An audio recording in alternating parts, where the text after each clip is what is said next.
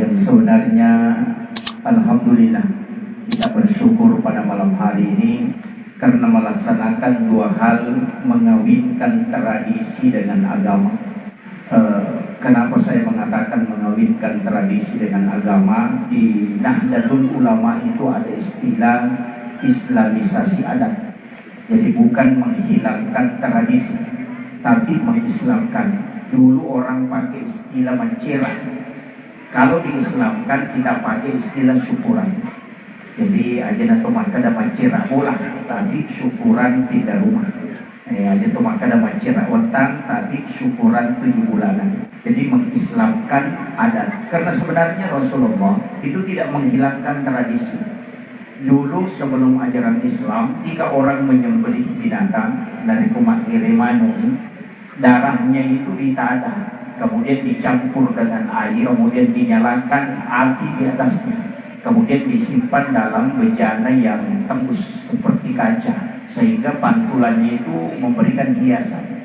Setelah Rasulullah datang, itu tidak dihilangkan, cuma darah yang najis itu dia ganti safaran. Tetap warnanya merah dan bercampur dengan air, tidak menghilangkan hiasannya, tapi menghilangkan najisnya.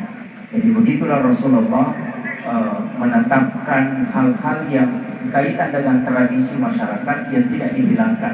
Ada beberapa memang yang dihilangkan karena bertentangan dengan agama.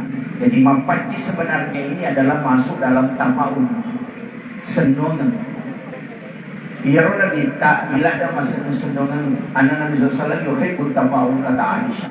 Rasulullah itu sangat suka dengan tafaul. Hanya dalam akikah itu banyak tafaul.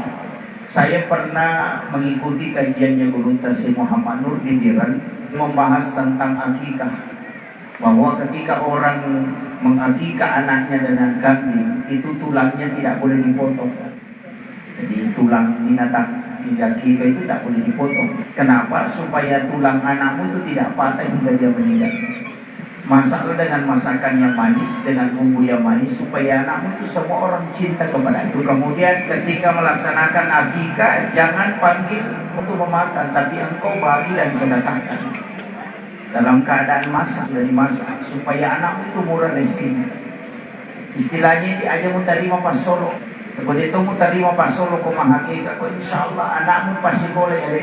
Dia yang sekolahkan jadi rezekinya itu akan cukup. Dan engkau tidak susah mencarikan pekerjaan, karena pekerjaan yang akan menunggu. Itu penjelasan beliau luar biasa. Jadi makanya, tapi kita semua sebaliknya. Ini yang menjadi masalah. Kemudian mampaci sebenarnya biasa kepenjelasan Nagoro tadi aja dulu Yusuf kali Sidendre pernah bersurat langsung ke Mufti Mesir mempertanyakan tentang paci. Ternyata Mufti Mesir itu membalas, penjelasannya begini. Mufti Mesir itu mengatakan Rasulullah ketika menikah dengan Khadijah itu belum sepenuhnya pernikahan yang telah ditetapkan dalam syariat Islam. Karena Nabi kan belum diangkat menjadi Rasul pada saat menikah dengan Khadijah, umurnya 25. Sedangkan umur Nabi menjadi Rasul adalah di umur 40 tahun. Berarti pernikahan Rasulullah dengan Khadijah menurut Guru Takalisi Dendre itu masih mengambil tradisi-tradisi Nabi sebelumnya. Tentang masalah tradisi mampaci yang sering dipakai daun pacar, ya dari pakai panci. Yang kedua sabuk kelapa. India itu pakai sabuk kelapa. Kenapa? Karena hanya dua ini tumbuhan yang tidak bisa cepat hilang hanya ketika darahnya. Artinya itu simbol pesan supaya cintanya tidak mudah luntur. Itu sebenarnya. Dan itu tapaul. Kenapa ada angka 7? Saya pernah mengkaji angka 7 ini dengan bertanya ke beberapa ulama. Di sini ada Gurunta, mungkin pernah mendapati beberapa penjelasan ulama tentang ini. Ternyata angka 7 itu istimewa. Itu pilihan Allah.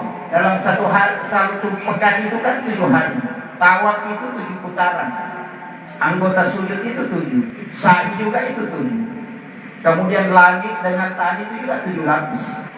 Ini ada konsep sebenarnya yang kadang orang tidak ini. Silanya angka 7 di orang Bugis Pak dicerogi makraki 77. Ini sebenarnya itu tak paul, tapi kalau ditarik dalam ranah agama, dalam ilmu hikmah, ternyata angka 7 ini punya nilai khusus dalam agama. Karena itu pilihan Allah.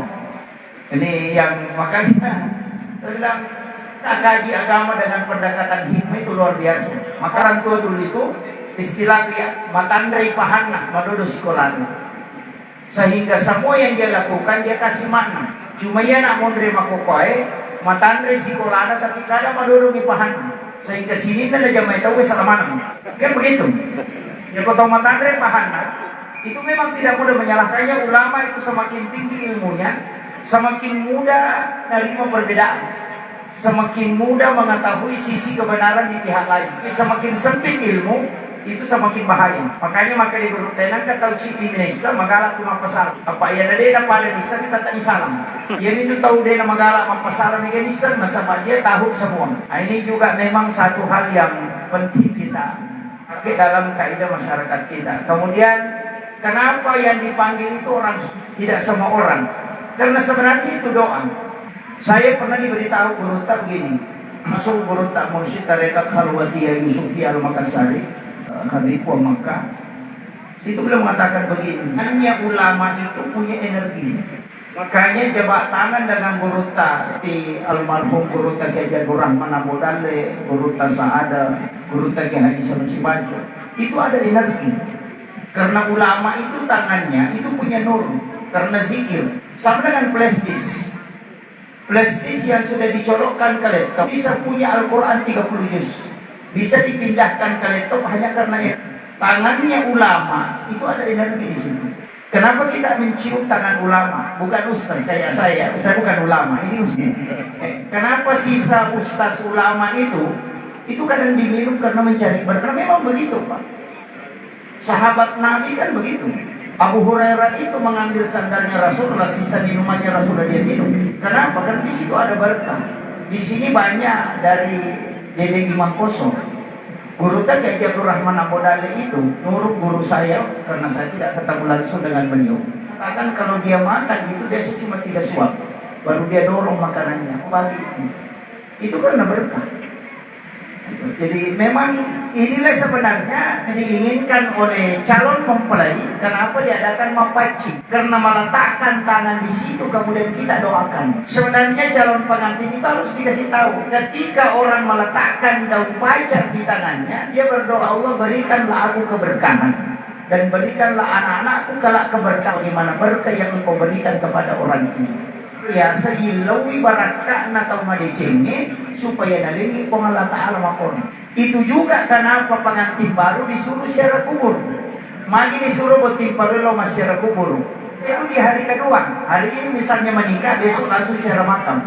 Karena rata-rata pengantin baru tidak berhubungan dengan pasangannya di malam pertama setelah pengantin tamunya masih banyak. Di hari kedua harus secara kubur karena jangan sampai kau setelah berhubungan kau mencari berkah. Sebelum berhubungan dengan pasanganmu datangi dulu ulama. Karena sesungguhnya makamnya para wali itu dia tidak mati di sisi Allah. Nah, itu kan tidak mati dan itu akhirat. Nah, kan bisa memberi rezeki. Kita tahu guru Kiai Muhammad Tahir 5 lebih Tuhan tahun meninggalnya tapi dia membeli semen di Tonasan. Kemudian dia bisa membangun masjid. Sampai sopirnya kan mengatakan itu orang yang bayar.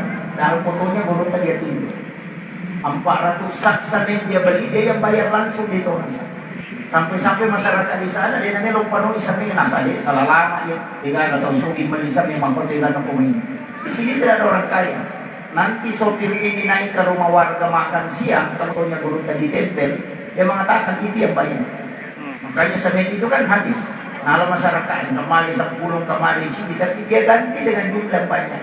Kemudian dia cuma masih Abdul Ghani baru sekumpul Martapura berikan bantuan di Palestina itu di Masjidil Aqsa itu sebanyak 1 M dan itu diakui oleh Imam Istiqlal Masjidil Aqsa langsung. Dan makanya kemarin kan datang tahun 2010 kemarin datang ke Kalimantan menziarahi beliau. Dan dia mengatakan ini wali kutub karena saya ketemu baru 3 bulan yang lalu. Padahal dia meninggal sudah puluhan tahun. Itu wali tidak meninggal di sisi Allah. Makanya kalau tanya saya sampaikan kepada calon pengantin ini, setelah pernikahan di sini makamnya Imam Koso. datang ke guru kita Jalur Rahman Apodale, bacakan suratul Fatihah, baru berdoa kita, ya Allah berikanlah anak-anak dan keturunanku kala keberkahan sebagaimana berkah yang kau berikan kepada ulama ini. Kan begitu, itu namanya tahu.